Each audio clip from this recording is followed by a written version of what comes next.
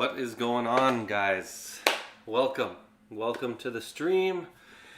Welcome to the Jamz episode 10, 10th live stream we've done. It's going to be a good one, going to be exciting. Welcome back. I hope everyone is doing well. Let me know if you can hear me. Let me see, make sure we got audio. We do. Looks like the audio and the visual is working. Welcome. I hope everyone had a great holiday. Wish everyone a happy new year, 2024. Big year, hopefully, for everyone and for the channel as well. Going to be sharing with you guys some updates and some things like that. Forgive my voice. I was sick last week, so I'm a little bit under the weather, a little bit off in terms of my voice. I feel better now, but still a little bit feeling it. Anyway.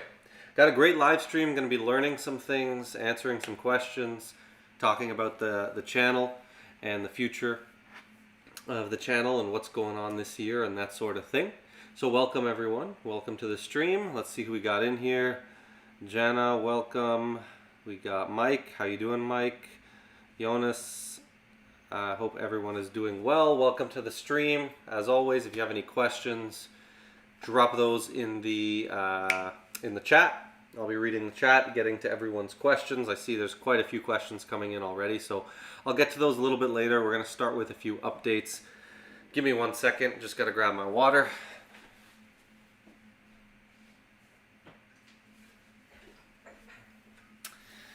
Okay.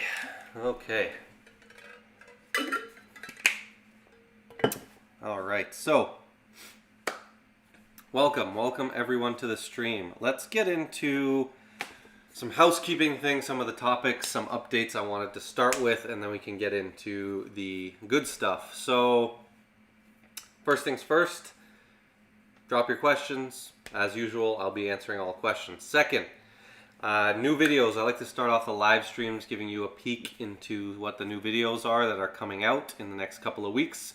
So I have the next 2 weeks of videos filmed, and then I'll be filming another 2 months of videos, because I sit down and I film like eight weeks of videos, so that's about 2 months at a time. So the next video is gonna be tomorrow, 11 a.m. It's edited, it is uploaded. If you're a member of the Conjurer membership on the channel, you'll have access to that video already. So if you guys would like to check out channel memberships, I did launch those recently, where you can, there's the fairy tier, which is like a play off my last name, but also all the tiers are like, you know, kind of magic related things. So like a fairy, but like a fairy, you know, anyway. So the fairy tier, I think it's $3 a month, and you'll just get, you know, you get to help support me and, you know, get priority response to your comments and all that. A couple other little things.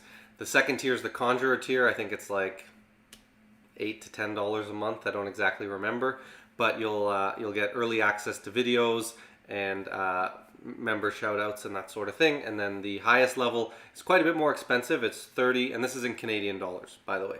It's $30 a month, but what you get with that, besides all the other perks, you also get to join my group lessons for free. So when I do group lessons, you automatically get to join those.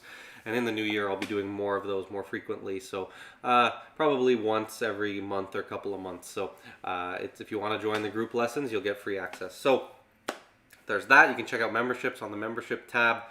But new videos. So we have tomorrow, 11 a.m., we have a video on an effect called hurri-kings that I've taught recently. But I'm going to be going over a new handling. You know, that's a newer effect I came up with. And so I have actually been playing with it more and actually made the handling better, and I quite like it a lot, and I think this is one of my favorite tricks, so I wanted to kind of share that with you guys and do my due diligence in showing you kind of the best method for that. So a trick tutorial tomorrow, and then what's after that? And then a performance breakdown next week, and then I got to film a bunch more new tutorials and all that sort of thing. So anyway, what else? Private lessons. As always, I'll just mention private lessons. If you guys would like to check out, you can at the link in the description. Private lessons are going great. Mike, who's in this chat right now, is a longtime client of mine. Mike, if you'd like to speak to the lessons at all, feel free. But the lessons are great. A great way for you to get one-on-one help if you want to learn anything, moves, magic, some of my best effects that I haven't taught. Those, you can learn anything in a private lesson from me. So if you want to do that, I just had one this morning before we did this live. So I see a lot of questions coming in. Welcome, John. Welcome to the stream. John East. That name sounds familiar. John, I think you reached out about private lessons, actually. I did respond to your email. I haven't heard back. If that's you, I think it's you. If you are interested, check out the email. I gave you some info on that. Anyway, what else we got? Group lessons. So the group lessons are like the private lessons, but they're a lot cheaper, and they're not one-on-one.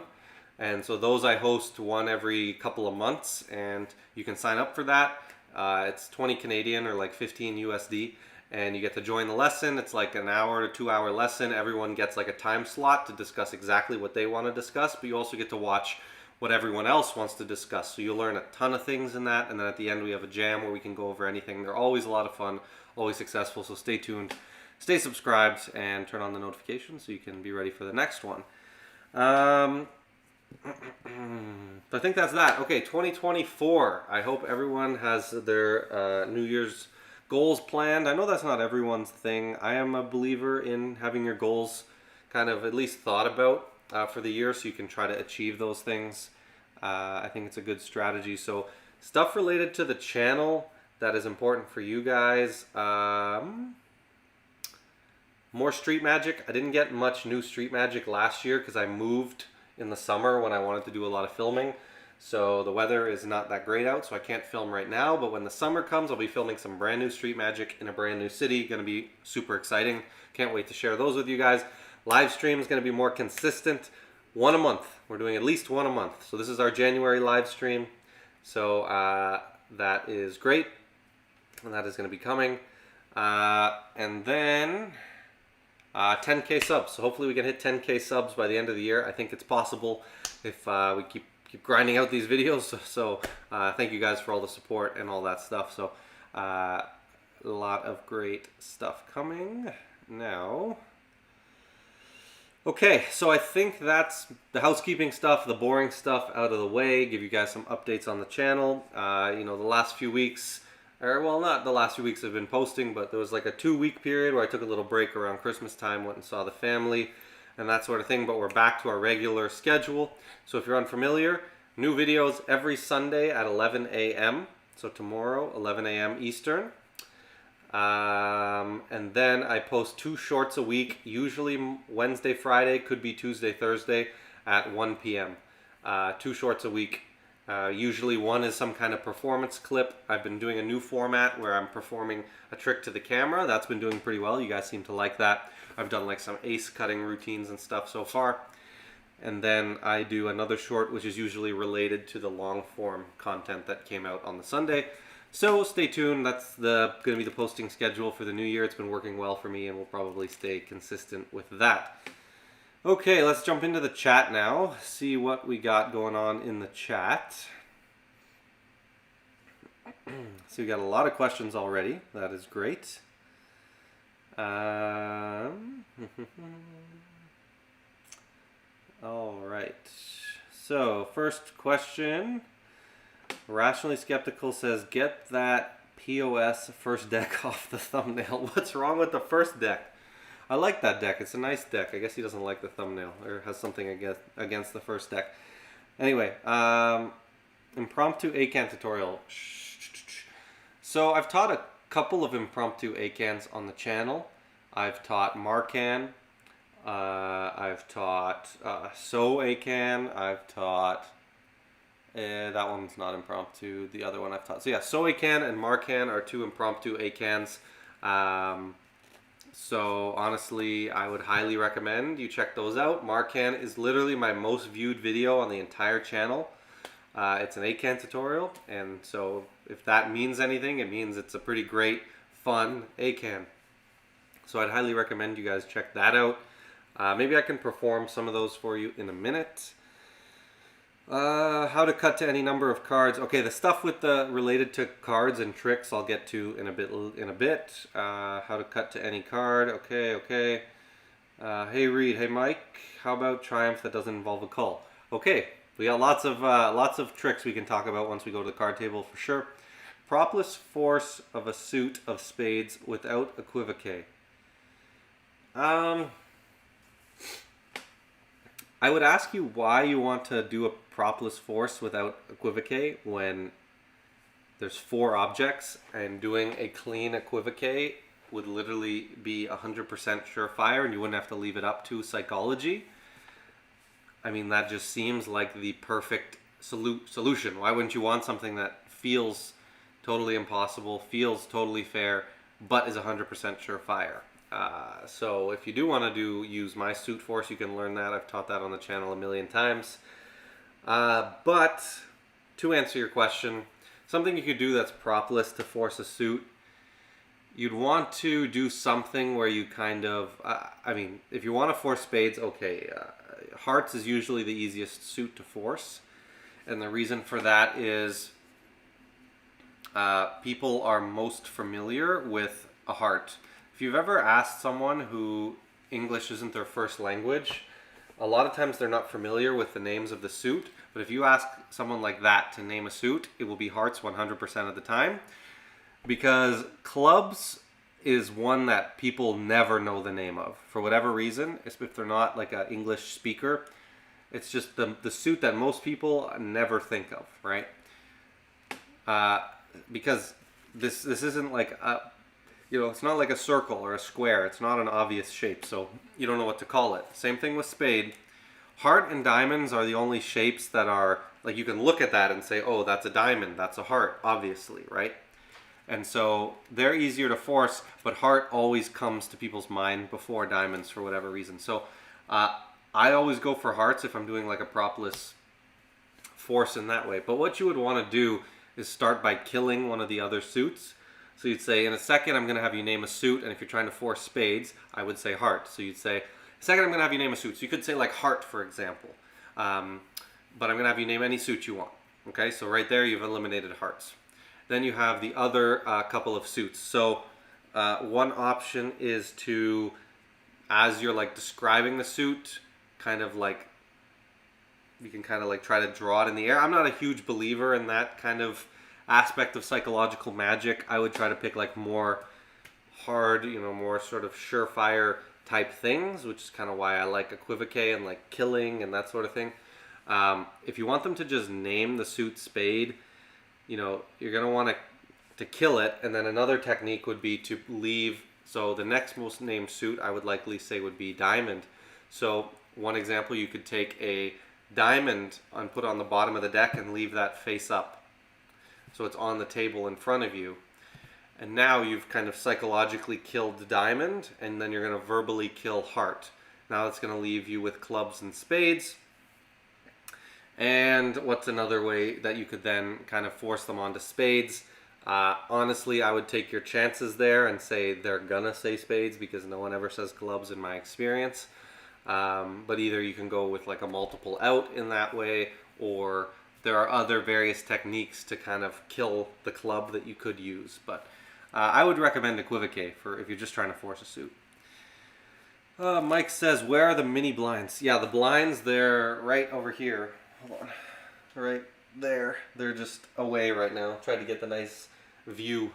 My window's a little like, it's got some condensation on it, but Can you please teach a trick where you make a card disappear in the deck and then make it appear between the 2 aces? That is called cerebral sandwich. I cannot teach that right now because I do have plans for that trick. Another goal of mine, I will be releasing some projects this year. So some downloads, hopefully a course. I have a course that I'm working on. It's going to be a course on the cull. So let me know. I'd be curious to know if you guys are interested in this. I'm thinking of putting together a course on the cull. 4-week course, live, in person. You'll pay to join the course, and we'll go 4 weeks. So 1 month. And we'll do live sessions. We'll start with the first session on the basics and the handling. Then we'll get into advanced handling with multiple cards. Then we'll get into the theory behind the cull. And finally, we'll finish off with a bunch of effects based around the cull. So let me know if that's something you guys would be interested in. A lot of people get private lessons from me on the cull. So it's something I'm pretty good at teaching, and I think could be very valuable in a course form. So let me know if that's something you guys be interested in. But anyway, cerebral sandwich, I do have plans for that, either teaching on the channel or with a project. So I'm not going to teach that right now, but that's what that trick is called. It's a pretty great trick, honestly. I love cerebral sandwich. And yeah, I'll perform that in a minute too, just so you guys can see. John E says, best ACAAN. In my opinion, depends what you're going for. If you want the cleanest ACAAN you can do, either, as everyone says, Aussie Wind, but I don't do mem decks. So for me, the cleanest ACAAN is something like my Marcan, probably, where it's a shuffled deck, a named number, a named card, and you go from there. I have a thought of ACAAN that I haven't taught or I think even performed anywhere. That is really, really clean. Spectator truly thinks of a card, never says it, and they can also do the dealing. And they can think of a card and name any number. So hard to say. I would say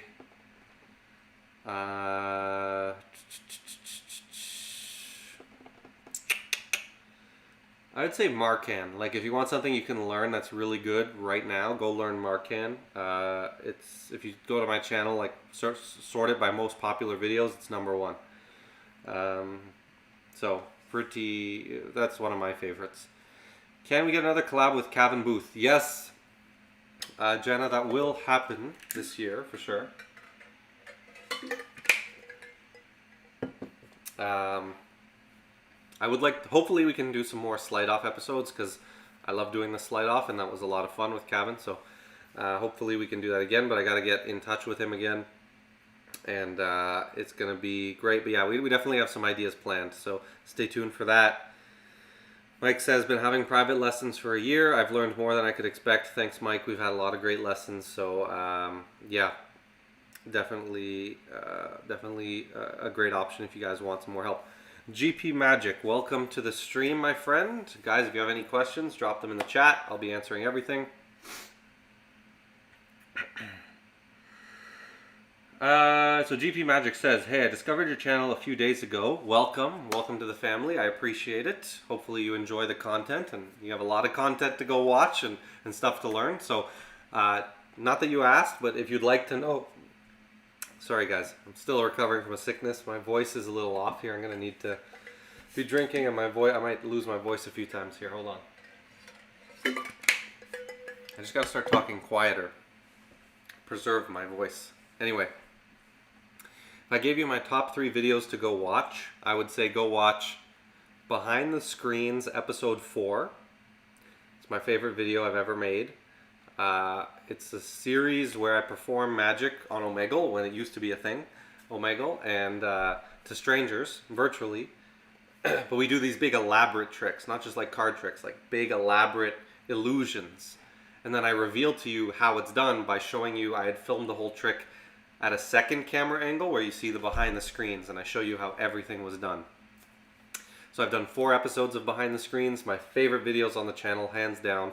Most work goes into them, so much fun. So go start with, you can start with episode 1, but episode 4 is one of my favorites. So if you'd like to check out that video, I'd recommend that. I would recommend my 2K sub special tutorial, which is a trick called Mental Image that I taught. It's a trick I created a long time ago. Killer effect. I know a bunch of magicians who use that effect in their gigs. It's a killer effect, so go check that out. And I don't know, I love my street magic videos. Go check out one of those maybe, or something like that. Those are some of my favorites, just to give you an idea of some stuff I would recommend you watch first. How long have you been doing magic? I've been doing magic, I'll give you a quick synopsis of like my life in magic. I started probably when I was about 6 years old. I'm 24 now, so that is what, a long time, 18 years. Did I math that right? No. Anyway, yeah, 18 years, but I'd say I'd give it, I always say 15, that's why I wasn't sure.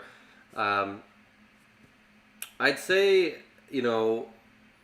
it came in waves early on. my grandfather showed me my first magic trick, where it was that trick where you have someone pick a card and they put it on top of the deck, and you go behind your back and you flip the card over and you say, I'm going to try to, is this your card? And they'll say no, but you're really staring at their card on this side. And then you go back, you flip it over, and then you can like shuffle the cards again. You say, I'm not sure, but now you know what their card is. It's like the simplest trick. And then I kind of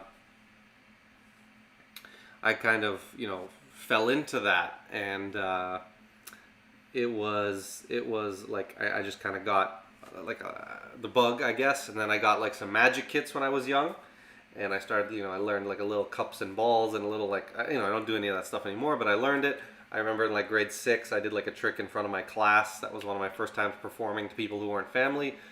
And eventually I fell in love with card magic, learned most of what I learned, started on YouTube, and then eventually started to read some books and transition into, downloads and that sort of thing. And still learn from YouTube, obviously. This actually is one of my first magic book I ever got. My aunt got this for me from the US. The Little Encyclopedia of Card Magic. I have not read most of this, but I have read some. There's a lot of cool stuff in here.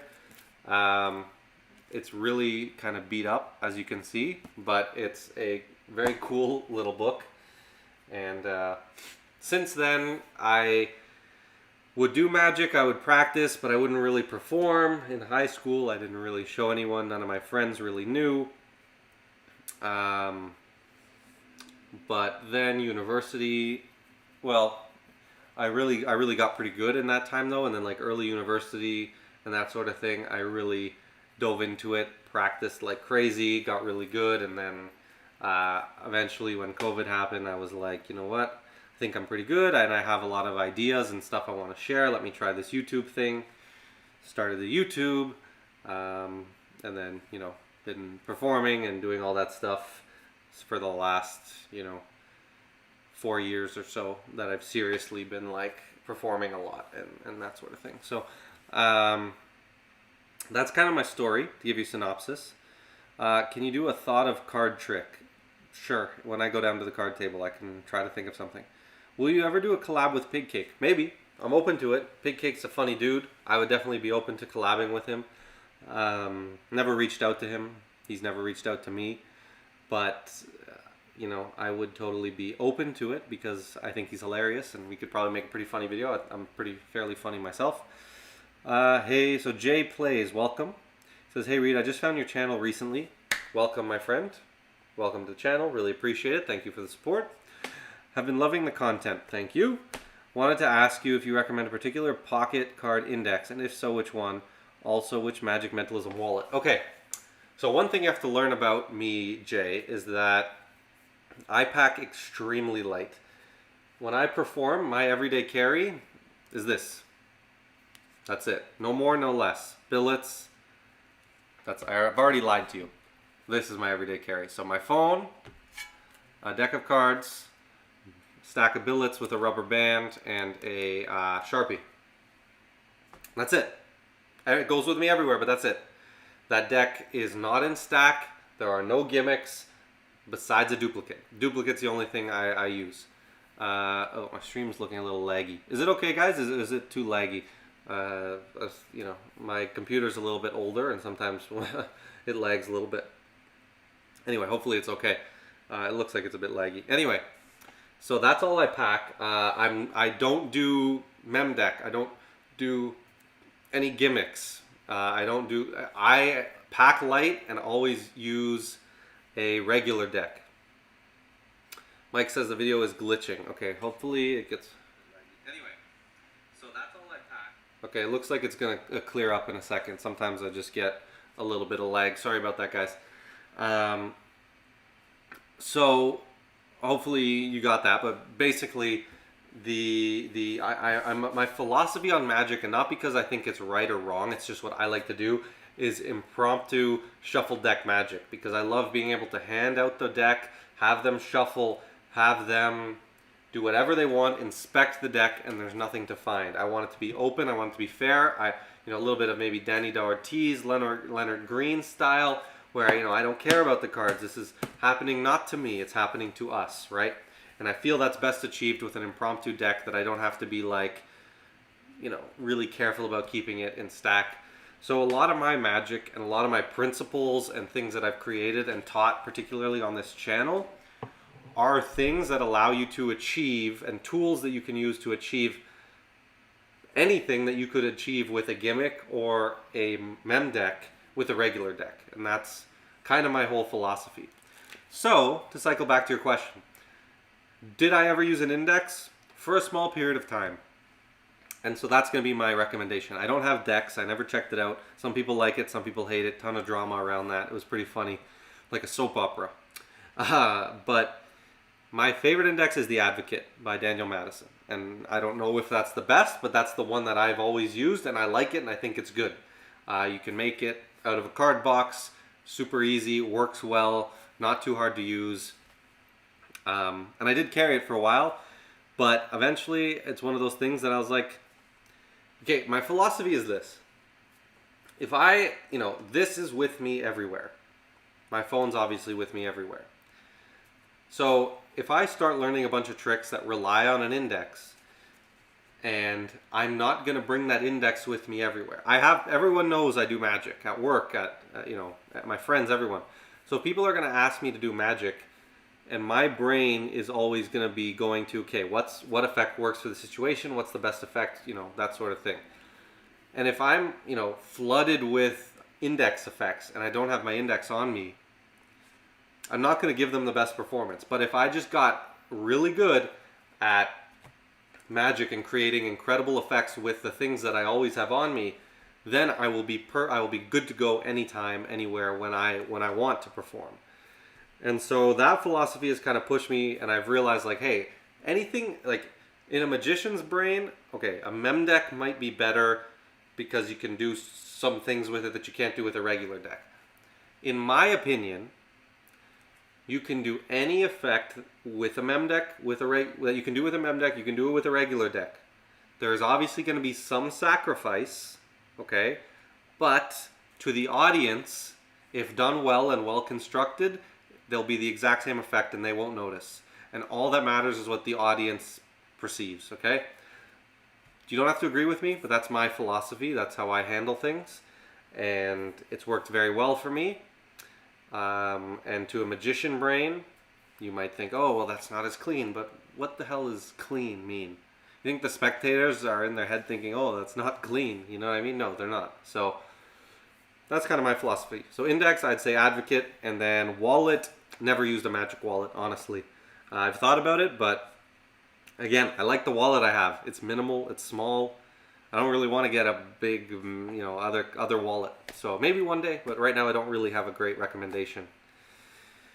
Thanks for those recommendations. I appreciate it. We'll check it out. GP Magic says. So yeah, no problem. Happy to give you some recommendations.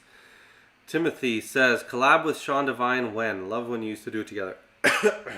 So I assume you're referring to the sleight off. So I did the sleight off. Well, I did the sleight off with Sean in season 2. Okay. Then, yeah, we've moved on. We're on season 3 of the sleight off now. That's been with Kevin. So hopefully we can get, if you want to see more sleight offs, hopefully that will come later on. But yeah, I don't know. There's a whole thing that happened with Sean and I, and you know, he made a video. I mean, he explained everything. So if you guys want to know, he posted a video on his channel, you know, explaining everything, and he took it down, I think. But I mean, I can get into it a bit if you guys want. I mean, he's shared it now, so it's out there. But anyway, I don't. Whatever. We'll move on for now. Collab with Jason Maher, but I know you don't really have the same style. Yeah, Jason's incredible. Like, he does a lot of busking and that sort of thing, you know, and he is incredible. I love his style. He's amazing, really captivating. I'd totally be down to collab with him. I don't know what we would do, but he's a great magician. Got great hands. Best card control. Okay, I'll answer all the card related. Keep dropping like card related, trick related stuff, but anything that I want to show with cards, I'll get to that when we jump down to the card table. Will you ever do videos where you teach tricks you do with just your hands and maybe a propless trick video? Tricks with just your hands. You mean like, what's that one? That's like, like stuff like that. I mean, I don't really do that kind of magic. Like the thing, if you're coming to my channel and you watch me and you like what I do, it's because you know and you like the stuff that I do. I'm not gonna, teach you guys things on the channel that aren't things that I do, that aren't things like, I'm not gonna teach you like stuff that I would perform, stuff that I think is good. I want to teach you guys like quality material, that sort of thing. And so I'm not gonna like recommend things. I'm not gonna teach things that I'm not good at. It's not really my cup of tea. On my channel we talk about mentalism. We talk about card magic involving generally no setup, impromptu, no gimmick magic that is, hard hitting. And then we talk about theory and how to get better reactions. Those are like my main goals. Mentalism, impromptu card magic, and then getting better reactions. Those are the things that, like, in all my videos, you can kind of put them all in a certain box. Right? My performance breakdowns, my theories, all to help you guys get better reactions, Okay. Who are your inspirations? Oh, David Blaine, big inspiration. Danny D'Ortiz, definitely a big inspiration for me. Daniel Madison was a big inspiration for me back when I was younger. I don't really watch him much these days or do any of his tricks really anymore, if I'm being quite honest. Just because my style of magic has shifted away from the stuff that he did in a lot of cases. I don't do a lot of palming magic. I used to do a ton of it. But I don't now, and I can, and I'm pretty technically good with a palm and a gambler's cop and all these like more advanced sleights that he did. I'm good at those because I used to practice under him. I used to, those are some of my favorite inspiration. No problem, Jay, on the answers there. So let's jump down to the card table. And Piff the Dragon says, yeah, well, Piff, he's hilarious. He is, I haven't seen much of his stuff, but I definitely know who he is. Okay, let's jump down to the card table for a minute, and I will talk about some of the things. Okay, let me just get this set up here. That looks pretty good. Okay, get all our animations going. So, first things first, let me scroll to the top here and see what some of the card stuff. Okay, impromptu ACAAN. So again, I mentioned Marcan. So that is something that I would recommend. This is actually a new deck that I got, a Madison deck. It's pretty cool, I think. I like it. Anyway, so let me start here actually. You said how to cut to a number of cards. So when you're doing like dead cutting stuff, where you're cutting a certain number of cards, you could do it for real, or you could kind of fake it. So one strategy to do it for real is to take a breather, right? Make your breather so that you can cut to that card, okay? If you're gonna now put your breather, go 1, 2, 3, 4, 5, 6, 7, 8, 9, 10, 11, 12. And I lost my breather. There it is. Just cut to it. And 13. Okay? So if you put it 13th now, I can easily cut off 13 cards. 1, 2, 3, 4, 5, 6, 7, 8, 9, 10, 11, 12, 13 cards, right? So why at 13? Well, what you can do, and there is, more to this system where you could do it with any number 1 in 52, but realistically, no one's going to ask you to cut off 40 cards, right? It doesn't make sense. Why cut off 40 when I could just cut off 22 or something, right? Like, it's the same difference, right? It's no more impressive. And honestly, if you think about it, it's more impressive if you go somewhere in the middle rather than all the way near the bottom, because that's almost the same as, right, cutting off 5 cards from the top is not that hard to do. So it's, reasonable to think that cutting off, 47, where you leave 5 cards at the bottom, would not be that hard to do either. So it's not all that impressive. So when someone names something, you're more likely to be able to cut there. So if we have our breather, I think it's kind of expired now, my breather. Let me remake it. But if you have your breather at 13, all you need to do is get them to say a number above 26 in the way that I would recommend you doing this. And this is in the case that you want to do it for real. Now, there are sleight of hand ways to do this, but I'm going to show you doing this for real. So if they now name a number, you say, I'm going to cut off a small packet of cards, and I want you to name I want you to name a number of cards that you'd like me to cut off, and I'm going to show you that I can cut exactly to that number. Because you're at 13, any number between 1 and 26 at most is 13 cards away, right? At most, you're either moving cards from the bottom to the top or from the top to the bottom. So if they say, but likely they're going to be, in that 13 range, because you say a small packet of cards. So you say, in a second, I'm going to cut off a small packet of cards. I'm going to cut to the exact number of cards that you want. And as you're doing that, you're just casually stripping cards off the bottom of the deck and throwing them back on the bottom. So you're not actually changing the order. Your breather is still 13 cards from the top. Now, let's say they say 15. If it's over 13, we need to move cards from the bottom to the top. If it's under, we need to move cards from the top to the bottom. So even if they say 17, as you're casually shuffling, you say, name a small number. They say 17. 1, 2, 3, 4. Throw those on top. One more casual shuffle, and then drop the deck.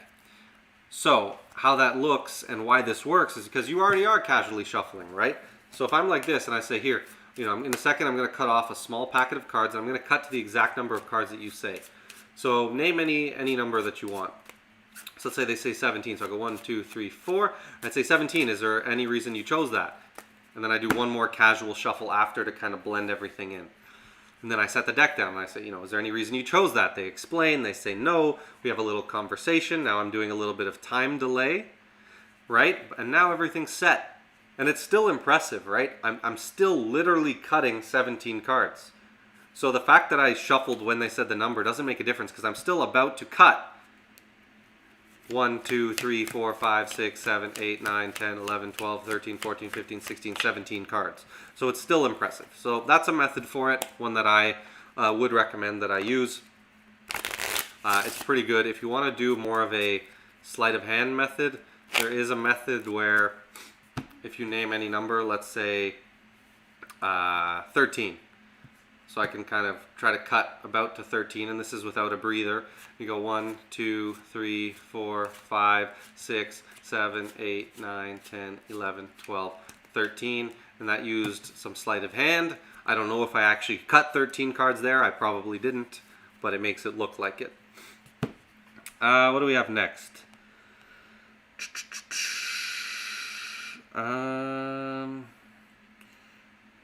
So let me see. Okay, guys, I'm going to see if I can perform Marcan for you. Again, it's not really a great effect to perform on virtual or without a person, but I'll give you an example of how it looks, because you were asking about my favorite ACAAN and if I can teach an impromptu ACAAN. So let's do that. So I'll give this deck a shuffle.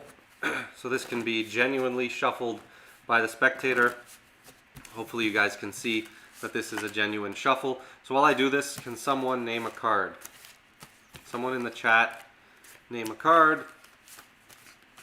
And while I wait for a card, I will say basically the pattern of this effect, it's helpful if they can name any number from 1 to 52, and this will work, but it is better for us if they name a high number. So again, in the context of the routine, when I have another person, I would be saying, I'd be using my pattern, and I'd say, now I'm going to have you name a number. So after you name the card, I'd say, now you're going to name a number. And, you deal down, and I would say, but when I have people name a number, you could say like 1, 2, 3, 15. But I will say, with this trick, it's much more exciting if you name a higher number, right? Because if you just name like, I don't know, 15 or something, then it's just like 1, 2, 3, and the trick's over. It's not that exciting. So that's kind of the pattern you use that now forces them to pick. In my experience, if you say that line where you say, if you say like 15 or something like that, it's not that exciting because like 1, 2, 3 and it's over, right? If you say 15, in my experience, they're usually saying a number in the 30s or 40s, which is great for this. This is one of those tricks that, sorry, let me grab some water. Still recovering from a bit of a cold that I had. But it's one of those tricks where, and again, it's not for everyone, but it's one of my favorites. It's impromptu, shuffle deck, any card, any number, really great. But the point is, it's one of those tricks where it works a lot. Like I'd say, if they're saying a number in the 30s or 40s, this is going to work maybe 70, 80% of the time. You're going to get one of the cleanest ACAANs ever.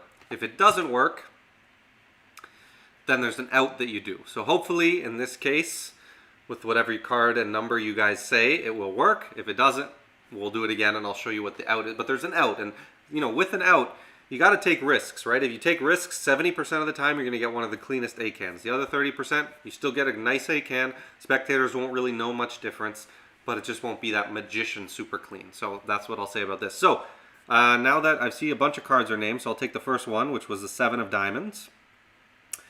And can someone name, perfect, Jenna just named a high number, so 36. So again, it can be any number, and with the proper pattern, if you go watch my tutorial on this, you'll see how you force them to pick a higher number. And again, it can be any number, but it works better with a higher number. So 7 of diamonds, 36. So let's see if we can get it to work here. 1, 2, 3, 4, 5, 6, 7, 8, 9, 10, 11, 12, 13, 14, 15, 16, 17, 18, 19, 20, 21, 22, 23, 24, 25, 26, 27, 28, 29, 30, 31, 32, 33, 34, 35, and 36. So this is the case where you're going to have to use the out. So unfortunately, it didn't work perfectly. But what I would say here, so we have that 36th card. And if we take a look, you can see there's no 7 of diamonds here. There's none anywhere, but that last card that you said was what, 36? And it was the 7 of diamonds. So that is the out. So that is the worst case scenario, right? That's what you do in that case. Let me try to show you guys again. I'll set it up just so it'll work this time. But basically, how it would look in, and I'll explain it in a second because I've already taught it, so you guys will get a sense of it. But how it would look in the perfect out, when the out works, is 1, 2, 3, 4, 5, 6, 7, 8, 9, 10, 11, 12, 13, 14, 15, 16, 17, 18. And it was what, 36? Okay, 19, 20, 21, 22, 23, 24, 25, 26, 27, 28, 29, 30, 31, 32, 33, 34, 35, and 36, 7 of diamonds. So, basically, that second case is how it looks probably 70% of the time. Unfortunately, we got the worst out on the live, but that's, that's the way it goes. That's the proof that we're doing this live.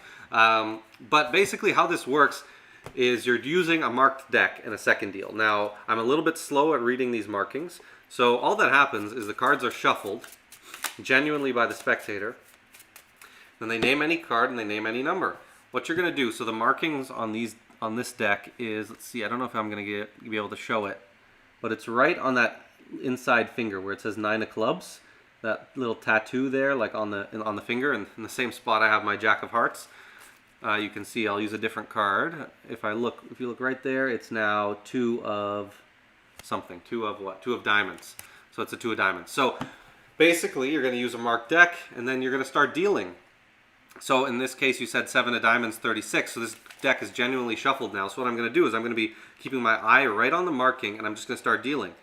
And you do this with any marked deck. 1, 2, 3, 4, 5, 6, 7, 8. And you don't have to rush it because you're trying to look for the marking, right? 9, 10, 11, 12, 13, 14, 15, 16, 17, 18, 19, 20, 21, 22, 23, 24, 25. These are all regular deals, right? Now I just spotted the 7 of diamonds. Once I spot it, you're going to pause and say, what was the number again? And you want to break this moment up because now you're going to switch to second deals. Okay, and you want to have a bit of a, now your second deal should look like your fair deal, but you want to have a moment where you break this up. So in performance, I'll put a few cards back just to show you. So it'd be, you know, I don't know what number we were at, but let's say 22, 23, 24. What was the number you name again? And they say 36. And now you're just going to hit second deals. So you go 25, 26, 27, 28, 29, 30, 31, 32, 33, 34, 35, and 36. 7 of, oh, I read the marking wrong. See, his markings are hard to read, but, you know, be 7 of spades, 7 of diamonds in that case, right? So that's how Marcan works. So that's a really quick overview, but if you want to go check out the full tutorial, one of my favorite impromptu sort of ACAANs, and it's really, really great. So if I go back a little bit, see what else we had card related. So Mike asked for a triumph that doesn't involve a cull. There are options. Danny Doherty's open triumph, it doesn't really involve a cull, I don't think. I like it a lot. Some of the aspects of my cull are based, or my triumph are based off that. Honestly, like, the first thing that comes to mind obviously is the slop shuffle, but I'm not a big fan of doing triumph like that. What I do like a lot more is the triumph, and I don't really do this one, so I'm gonna have to think it through here, but I believe where you're going to take the selected card, put it to the bottom of the deck, and then like flip it over so it's face up on the bottom. And then you're going to do this where you split. No, that's not right. Where we want the deck to be face up. Yeah, so I think, I'm trying to remember. Anyway, I don't do it this way, but I think if you take the selected card, maybe you control it to the top and then flip it over. Now, anyway, you know, I can't remember the exact setup, but it's the one where, oh yeah, that seems right. Okay. Yeah, okay. So I believe, and feel free to correct me if I'm wrong. Like I said, I don't do this one much, but it's probably would be my go-to if I didn't do the cull with the triumph. But you take your selected card, we're going to control it to the bottom of the deck, we're going to half pass it, and then at some point, we're going to flip the deck over secretly, right? Yeah, I think that's right. And now you're gonna cut the cards. Now you're going to cut the cards, and you're going to show face up going up into face down. But this is actually just a cover card, so it's really face up going into face up. And then you can do, I forget how this works, but you show it like this, and then you can flip it and show face down. So you can say face up going into face down like that. And then you can, something obviously looks wrong here, but anyway, again, I don't do this one much, but you go like this, and then you're just going to shuffle them together, and then you can snap your fingers. Oh, cut the cards first, of course, and you got to do, oh, there's, you know, cards face up this way, that way, and you can snap your fingers, and there is a card in the middle. Now, again, it's not one that I do very much, you know, so don't learn it from me. I'm not trying to teach you it here, but that's just an option, because, you know, I don't know exactly the handling. I know how it works, but I can't remember, you know, which card goes where exactly. But that's a great triumph option. Probably what I would do if I didn't do a cull. What else did we have? Thought of card trick. Thought of card. I don't know how I can do a thought of card if I have no one to think of a card, unfortunately. Best card control. Okay, so best card control, it really depends what your goals are. If your goals are simple and something you can do anywhere, honestly, I love the combo of a top change and a double lift. So if you take back the selected card, and for me, the best controls are where the card can be handed out and signed, right? And I can stay far away from it. It can be signed. They can just hand it back to me like this. As I do that, then I'll come here and I'll top change, and I'll place the card on the deck, do a double, and I'll say, look, we'll take your ace of spades, we'll leave it in the middle of the deck, and now I have control on the top. So that's a simple control that I love to do in those cases where you take the selected card back, in an off moment you do a top change, then you can instantly kind of show, you say, look, there's that card there, and I can leave it here, cut it into the middle, and I've changed it, right? Or controlled it, right? So that's a good option. More advanced controls, and the control that I probably use the most is my straddle pass. So I'll take that 9 of clubs, place it into the middle of the deck like that, and I've controlled it to the bottom. So again, I take that this time, well, we'll use a different card. It's a 9 of spades, but we'll use the Jack of clubs, so you can see it's 9 of clubs on the bottom right now. So I take that, I push it into the middle, and it's on the bottom. So I use that control a ton. I've taught that on the channel as well. What else do we got?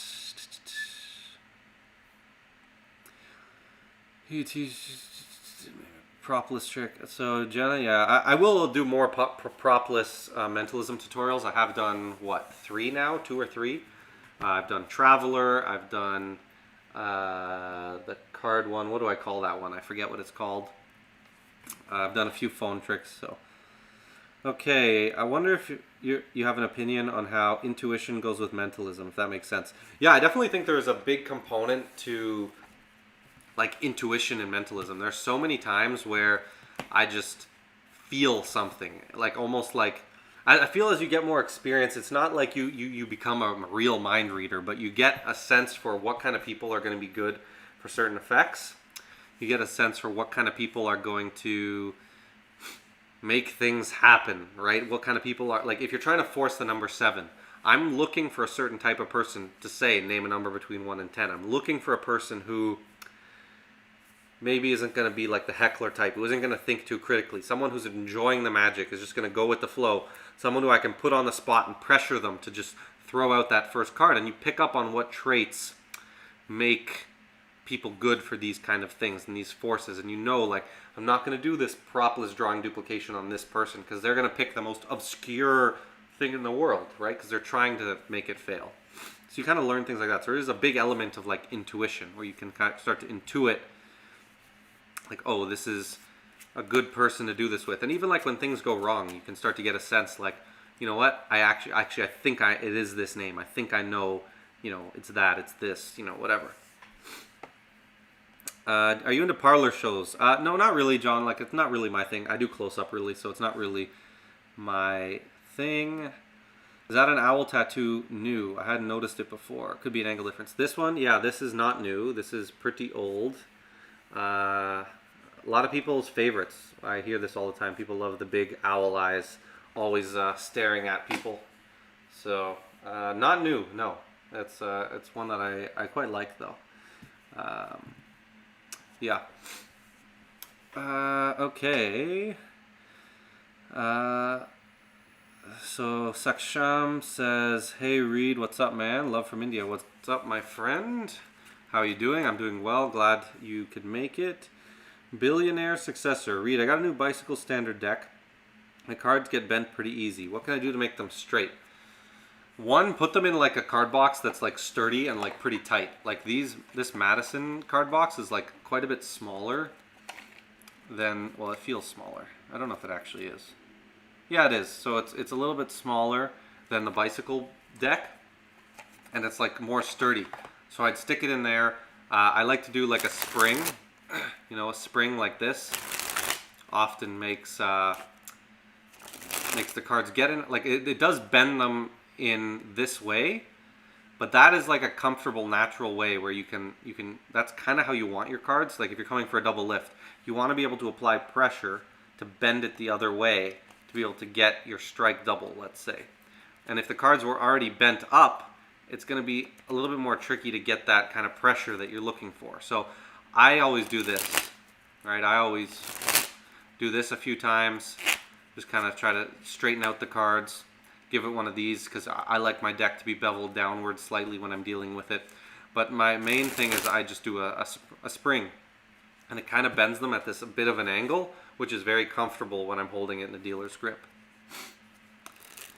How do you cut to any card impromptu? That sounds like a wish. That sounds like a dream. How could I cut to any card impromptu? I mean, if you're suggesting someone names a card and I could just cut to it, like the 4 of Hearts, I was hoping that would hit. That would have been really great. But you don't have too many options. You're gonna either need to have your deck in a mem deck and try to do kind of like jazz with it, where you can cut close to it, and if you miss, you know how much you missed by, and then you can like spell something to get to it. That's what comes to mind. I mean, I just showed you a method using a breather, Or you're going to want to use something like, the auto index, where they name a card, and let's say they name any card, they say 2 of hearts, so you could go, look, all these cards are different, they're well shuffled, and you could have shuffled any card, right? Or you could have, named any card. Then I could have it under my control, and I could say, let me try to cut to that card. I think it's 10th. I'm going to cut off exactly 10 cards. I should have 1, 2, 3, 4, 5, 6, 7, 8, 9. Well, that was 9, but you get the point, and that's the 2 of hearts. So something like that. Yeah, honestly, C. White just said use one-way force deck. Yeah, that's a genius idea. Honestly, that's your best option to do it for real, but then you're not getting them to name a card, so you could do psychological force or just a regular card force and then cut to it, which is going to be your best option. Pick a card, they pick it, put it back here, shuffle the deck, and then you just boom, cut to it, right, with the one-way force deck. So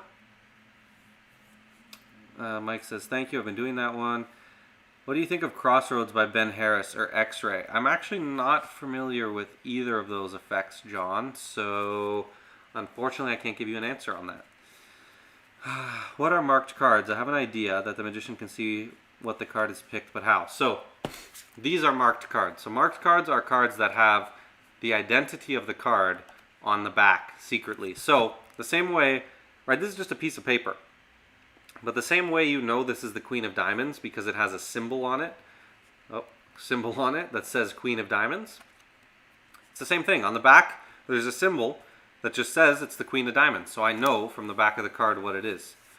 So these cards, for example, I already showed this, but these cards are marked right in here on the knuckle there. Let's see if I can get it to focus. Anyway, I don't think it's going to focus right now. But right there, there's a 7 and a spade in that little knuckle there. The hand's like what? It's like, the hands are like this. And right in that little knuckle where I have the Jack of Hearts, it says, so now I know that's a 7 of spades. And you can use that for a ton of effects. It's really great. I'm referring to the birthday prediction in our private lesson.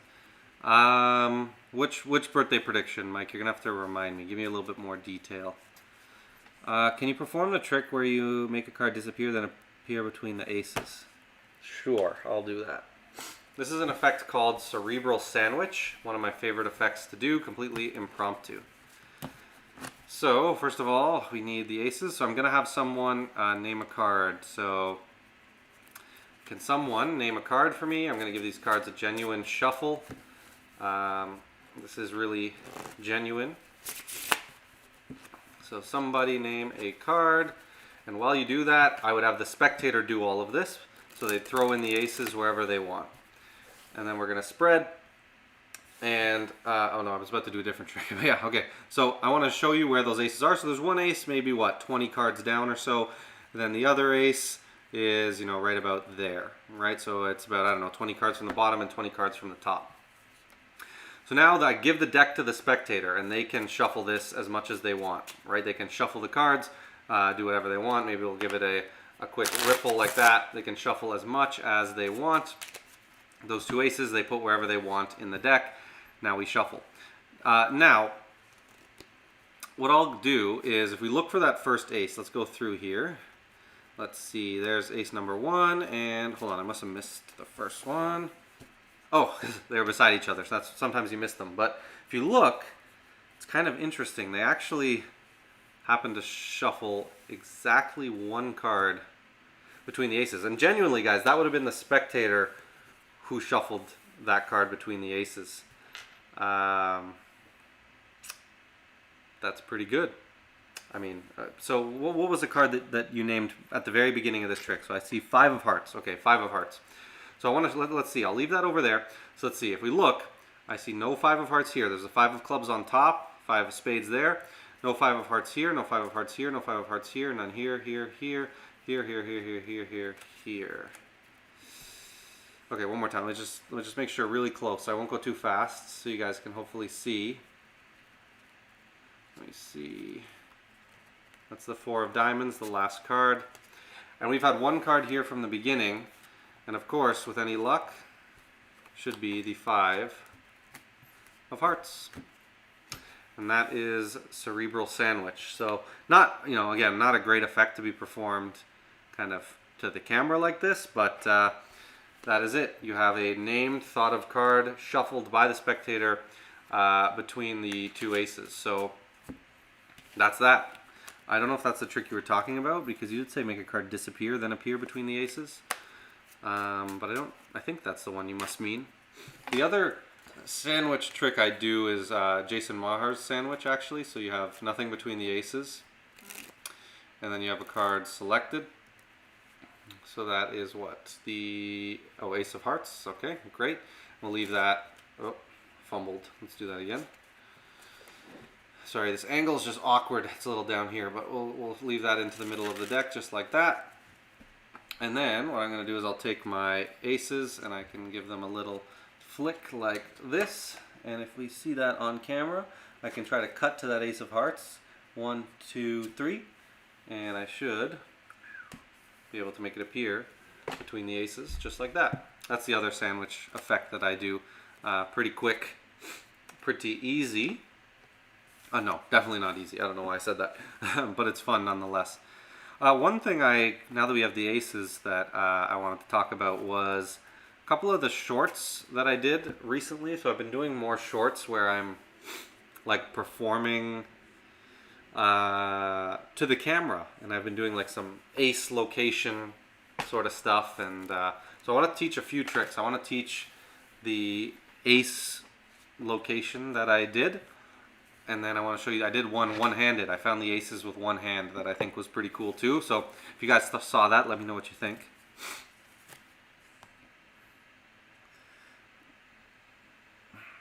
And we'll go from there. So let's start with the regular one. So what I did, people were asking, I will be teaching one of these principles in a future video about how to do the dead cut to the aces that I did. But basically I started with the 4 aces on the top of the deck, and I think I did this with my eyes closed, right? So I just started shuffling. So right now I'm just maintaining the top stock. I'm just shuffling and keeping a break back here with my thumb, and then bringing this back to the top. And then when I want to do a shuffle, I just leave a small stock on the top of the deck. Now for the first ace, I just did a normal production.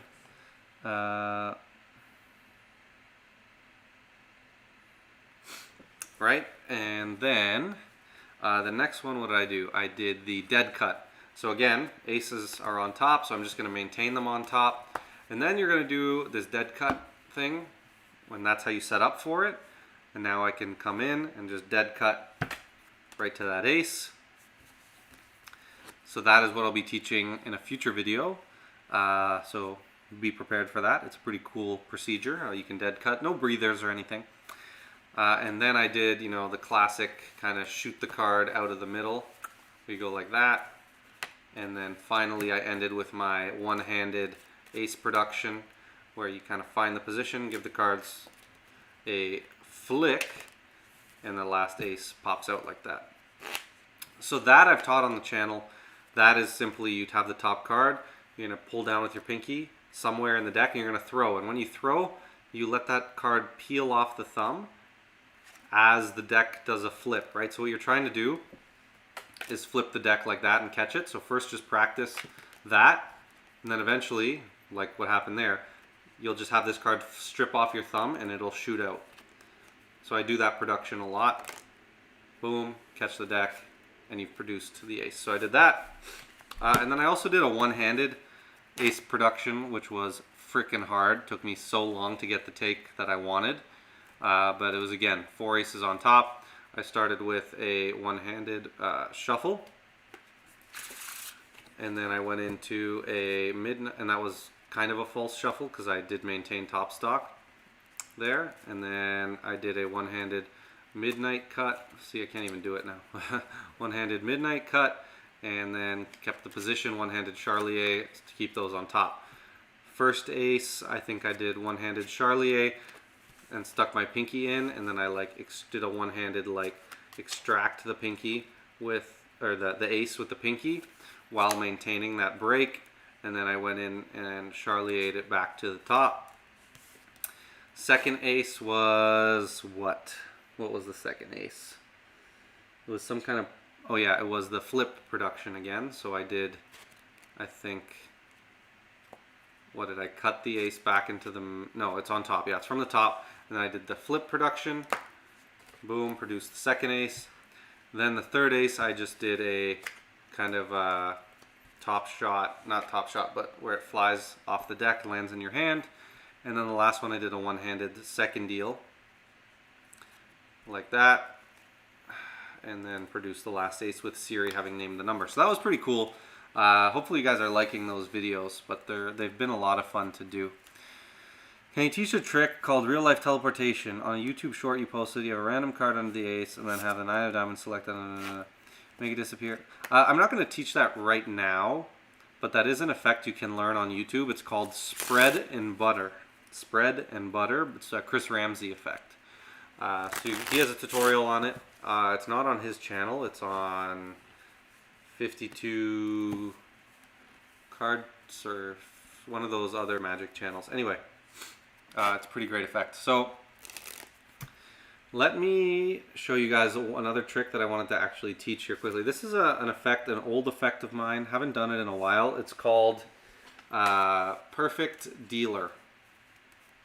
And it's a effect that I created when I did a lot of Madison moves. So it does use some pretty cool sleight of hand and some Madison moves. Basically, I'll do a quick performance. So what it looks like. Alright guys, and just before I actually jump into this performance, drop any more questions if you have them, if there's anything I haven't gotten to. I am going to hop off in a bit, not as long, quite as long as I usually do, just because I'm a little bit under the weather. But so I will be jumping off soon. So if you have any other questions, drop those for me and I will get to them. So this trick, so basically the spectators are going to select a card. I don't know what it is. They select any card they want. So we take that card and we leave it somewhere in the middle of the deck, just like that. Now, they can then select another card. I have them shuffle the deck and they can pick any card they want from here. So again, it's going to be a mystery card though, so we'll take it out. And the goal was that they try to find their card. So they perfectly deal their card into my hand here, okay? Now, they of course could have selected any one of these cards because they're all different. But instead, they selected this one card in particular, and we'll see what they got. So with any luck, it was of course their card. So that was like a simple little effect that I used to do. And the way I would present it is I'd kind of do it in the off moment. So I wouldn't present it exactly how I just showed you. But what I would do is I would have them first select a card.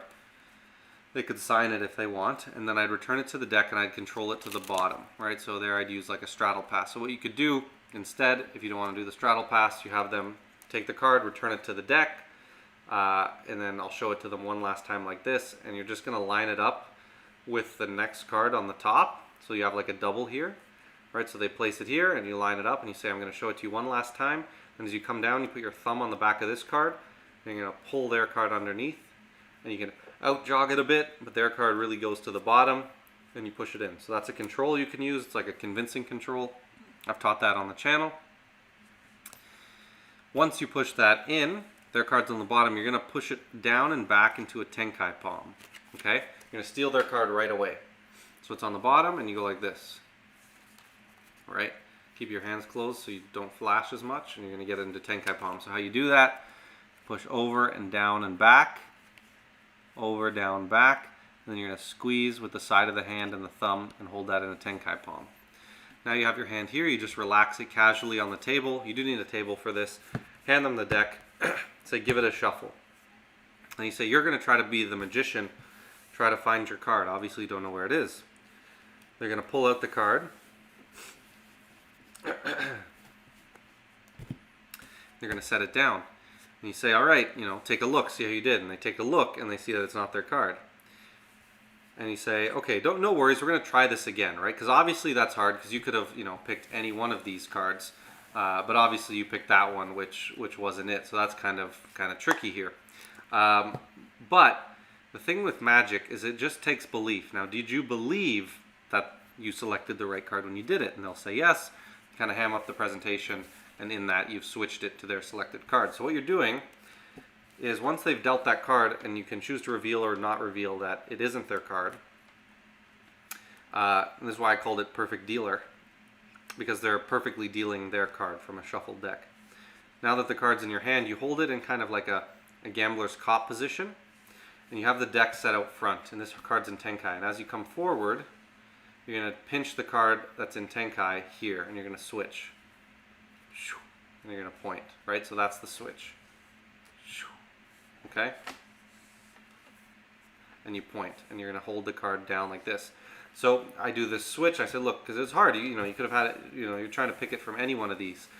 Then now that the cards are switched, I'm going to throw down their actual card, keeping this in a gambler's cop, load it back to the bottom of the deck, set the deck down, and I've executed the switch. So I think that was called like the Madness switch or something. Madison called it. So I used to use that move. I used to use that move a lot. I used it on Spidey's channel when I performed for him way back like 3-4 years ago. So that's a little effect called Perfect Dealer. It's kind of fun to do. Let me jump back up to my face here for a moment.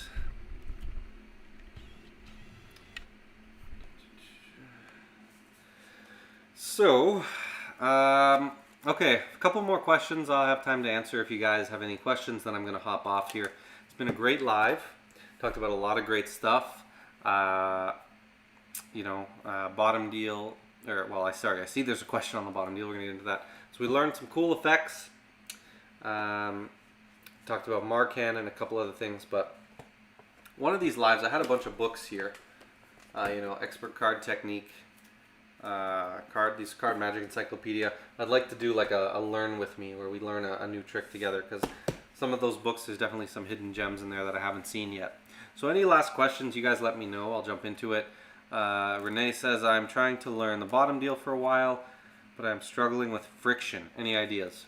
So by friction, you mean you're having trouble getting this card out. Depends what bottom deal you do. I do the Madison bottom deal, and the key with most bottom deals is you need to get that card out a little bit. You need to dislodge it. So if you're doing like the Erdene's bottom deal where you curl these fingers and you push, then you need to get it dislodged so that now once it's dislodged like this, it's easy to take out. The Madison, the one I do, it's the same, dislodge like that, right? Now if you're doing a strike bottom deal, that's where friction is going to be tricky. And you have to get sorry guys.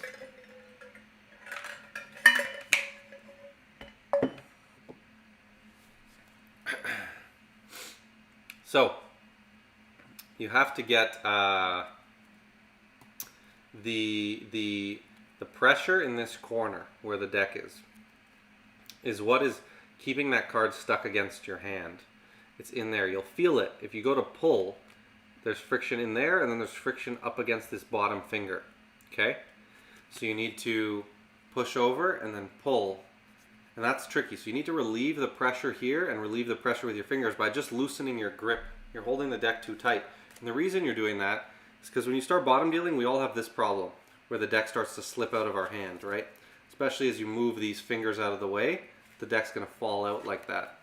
So the key is to find that balance where you can hold the deck between here and this top finger, right? And you can hold that deck between the sort of crotch of your thumb down here and that middle finger. Now the deck won't slip, but it's also not too tight that if I wanted to come and strike this, I can slide it out, not too difficult. So that's what I would say. Okay, last couple of questions. Do you know why Spidey doesn't make card tricks anymore? It would be great to see you two make another tutorial. I mean, I have a theory. I think,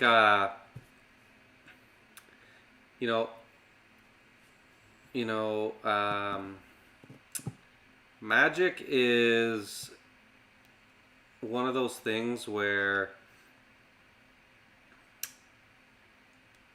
it's very niche on YouTube. You have either the people who are kind of exposing / like doing the YouTube shorts really quick to try to get a lot of followers, and that can get kind of, viral.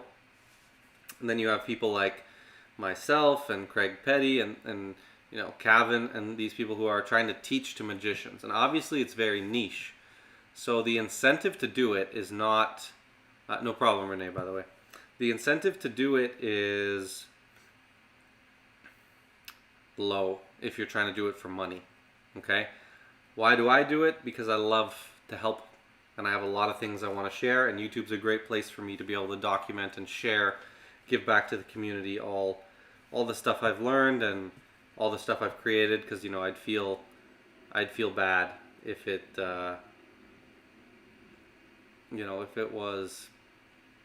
if I had to, I didn't get to share all of that stuff and I had to just keep it with me.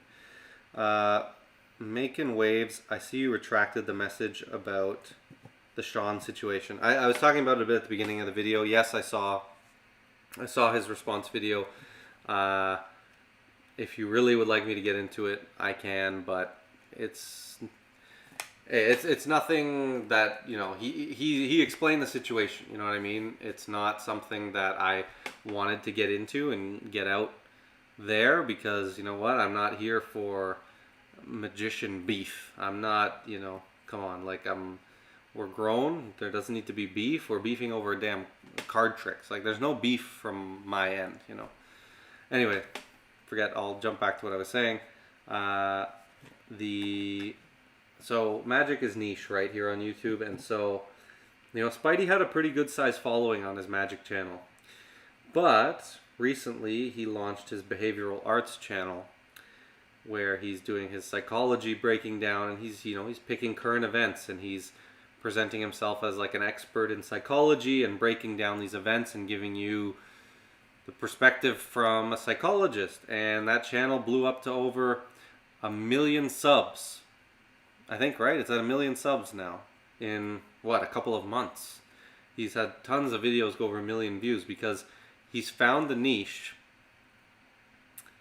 that works for him, right? He's found that niche where he's probably making, he's definitely making, more followers, more subs. It's way more beneficial for him to put effort into that than his magic channel. Because it's something that has potential, that has a much larger audience, that, and I think, he's been doing it for a long time, and he gave a lot of great stuff to the community, but we're not really owed anything from him anymore. He probably doesn't have the same motivation that he once did to post these videos. One, because he's been doing it for a while, and two, because he has now another channel that's doing way better. So I don't blame him. I mean, I get it. He's moved on. He's on to other things now. He's probably focusing on his performing magic and then his YouTube channel over there. So that's why I would say it's fine. Don't worry about it. What's your favorite trick you've created? Oh, I have so many. I love my J30 ACAAN, which is the ACAAN I do with the tattoo reveal. I haven't taught that anywhere, but I have performed it lots on the channel.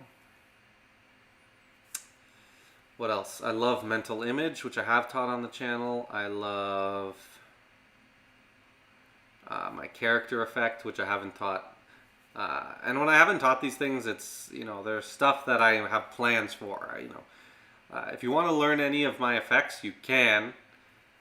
The way to learn any effect, like my best effects that I haven't taught on YouTube, is like private lessons. That's where, a lot of my students, they learn some of those effects. And that sort of thing.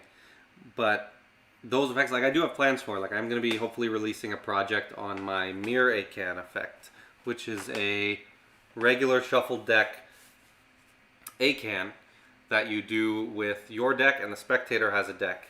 And you both shuffle the deck, they think of a card, they don't name it, and then they name a number, you deal down to it, and that card is at that number in both of your decks.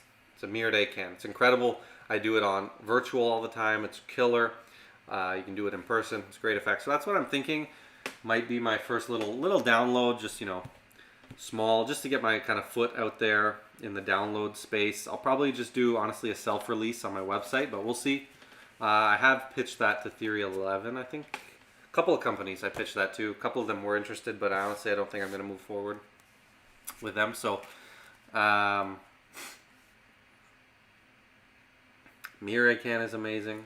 But yeah, man, it's so hard to pick. They all feel like your babies. I have a couple of new things that I haven't taught anywhere, that I haven't even shared, that I've been recently creating that are like, well, maybe this is my favorite. You know, the newest thing always feels like the favorite. Just discovered your channel, but I will stick for sure. Thank you, Renee. I really appreciate that. Happy to have you here and be part of the family. Yay, more live stuff. I was about to watch episode 2, but now live. Well, episode 2 of what series, my friend? I would love to know. Which episode 2? Slide off episode 2? Dear Magicians, How to Make Your Magic Better? Performance Breakdown episode 2? The Jamz episode 2? Which episode 2? But thank you. You know, I'm glad you're enjoying the content, and yeah, I'm gonna try to do these live streams once a month this year. So, at least 12 this year. Do you know why Alex Pandrea disappeared? Yeah, I don't know. I don't know the reason. I mean, it's probably the same thing. Like, eventually people get burnt out. Eventually, just doesn't become worth it. Like, magic is on YouTube is not a profitable industry. Not here doing it for the money, doing it for the love, doing it to want to give back, right? So that's really what I would say. You know, he has other things, other ventures. I think he got married and all that, so I don't know. I think your card equivoque forced today on a spectator. Loved it. Yeah, man, that might be one of my favorite things. I mean, it's hard to say that's my creation because that's so many like little ideas from other people that I took and like scripted together in this way. So I guess it's kind of my creation in that way, and doing it in that way. Definitely there it is, but it has a lot of like, you know, inspiration and credits to other people. But I absolutely love, absolutely freaking love that single card equivoque, and I actually use that in one of my favorite effects, which is that ACAAN. If you want to watch a performance of that ACAAN I'm talking about, and at the beginning, John, I think it was asking what's the best ACAAN, and I totally blanked and forgot to say, hands down, my favorite ACAAN is J30 ACAAN, which is the ACAAN that uses my Jack of Hearts and number 30 tattoo reveal, which again, these tattoos mean something completely different. They have nothing to do with magic, but I was looking at it one day, I was like, I should make an ACAAN with these, where after the ACAAN happens, I can say I predicted those numbers on my finger. So if you want to see a performance of that, I think I have a video in my Magic with Friends series. So if you go to that playlist, it's called like Tattoo ACAAN Reveal or like Craziest Tattoo Prediction or something. It has the word tattoo in the title.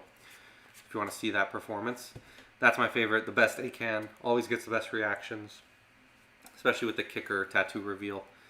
And it's surefire, and it uses that equivoque force to obviously force the Jack of Hearts part of it. So I love that, and you know, people underestimate that way too much. Even just like all the time, I'll just take out a card and I'll say, all right, I'm gonna have you guys create a card. We go through the equivoque process, and I just hold up one card. Like, this is pure magic. This is what beautiful magic is. One card, no gimmicks. You know, build up this big performance, and then they've named the card. Like, you know, that's beautiful. Do you think Chris Ramsey or Alex Andre is a better magician? Who's more your style? I would give it to like Chris, because I've never seen Pandrea perform much. I know Chris is like a good performer, and Chris, you know, they both have good hands. Personally, Chris, you know, more my style, more my inspiration. Definitely love Chris's stuff. I'm never a huge like Pandrea fan. He helped me learn a few moves, but like, I don't know. No, I won't say that. I won't say it, but he doesn't strike. Well, I'll say it. He doesn't strike me as like a great human, you know. And I'm more about like people being good people first, right? That's who I'm gonna gravitate towards. So, congrats on 6K. Your channel's grown a lot. Thanks a lot, Mike. We're hoping for 10K this year. 10K by the end of 2024. That would be awesome. So, really hoping for that. I think it's possible. Jamz series, already binged Dear Magicians. I'm glad people like Dear Magicians. You know, Dear Magicians and the performance breakdowns, and even how to make your magic better. Any of the videos where I'm sitting doing commentary, talking about theory. Those videos never get, they get like a third of the views that my other videos get. But I do them because, like, honestly, they're the most important and they're so, like, valuable, I think. So I'm glad to hear people actually like to watch those videos, you know. I know, you know, the performance videos breakdowns do pretty well, but the Dear Magicians and the How to Make Your Magic Better, you know, people, I don't know, people just don't want to hear about the theory much. They just want secret, secret, secret, right? But I get it. Are you a full-time magician? No, I am not a full-time magician. My full-time job, I am a structural engineer. So I work at a consulting firm here in Toronto, and we make, I design buildings. That's pretty much what I specialize in. So high-rise buildings is the majority of it. So I do that full-time, and magic I do. So I see Jenna asked, do you do magic gigs? Yeah, I do gig. You know, it's in the part-time manner. So I gig, you know, when I have time. I gig weekends. I do, you know, performances, parties, that sort of thing. But honestly, these days, like, I'm really enjoying, like, the teaching side of things. So I love the videos and the YouTube, and I love performing, but honestly, I just love like going out in the street and performing like that, like not for money really, like just to make content. Like that's just fun. I don't know. I get a kick out of that these days. So I've been doing a lot of that, and you know, focusing my energy in teaching, like on the private lessons and stuff. I really enjoy, you know, the one-on-one teaching and helping other people, you know, achieve their goals in magic. That's what I really love these days. I still love performing. Don't get me wrong, and I do any chance I get, but. And performing super important. Everyone needs to perform, but yeah, that's crazy. Theory videos are my favorite. Even listening to them audio in the car. Wow, that is, I think, a rare perspective that you share there, my friend. So I'm glad that you you share that perspective. Any other questions, guys? I'm gonna hop off shortly. So if you have any last things, let me know. How long have we been going here? Hour and a half. Okay, that's a great live stream. Hour and a half. There was a lot of, honestly, I didn't even get to all the topics I wanted to talk about, really. There was a lot of great questions here, which I loved. You know, be able to answer, be able to hopefully give you guys some help. So let me know if you have any last questions. You got about 30 seconds before I jump off. Discord server? No. Do I plan on having a Discord server? Not really. I don't really know if there would be an advantage to it at this point. Maybe someday. But right now, you know, I have an Instagram, my platforms that I use that you can find me on. I think my username pretty much everywhere is RF Slights. So TikTok, Instagram, here on YouTube is my main platform, and then my website where you can check out the merch. We got hats. We got the Show Me a Trick tee. So this shirt has a 3-phase magic trick built into it. It's kind of a gag routine, but it's a lot of fun. So if you want to check out the Show Me a Trick tee, it comes with a full tutorial and the t-shirt and how to do the routine. So that's pretty cool. And then, you know, you can check out the private lessons and all that stuff. And also you can check out memberships on the channel on the membership tab. So I'm going to jump off now, guys. That was a great live stream. Thank you so much for joining. Really appreciate it. We'll be back in the next few weeks for our February live stream. So get your questions ready. Stay tuned to the channel. New video tomorrow, 11 a.m. And I will catch you guys next time. Peace.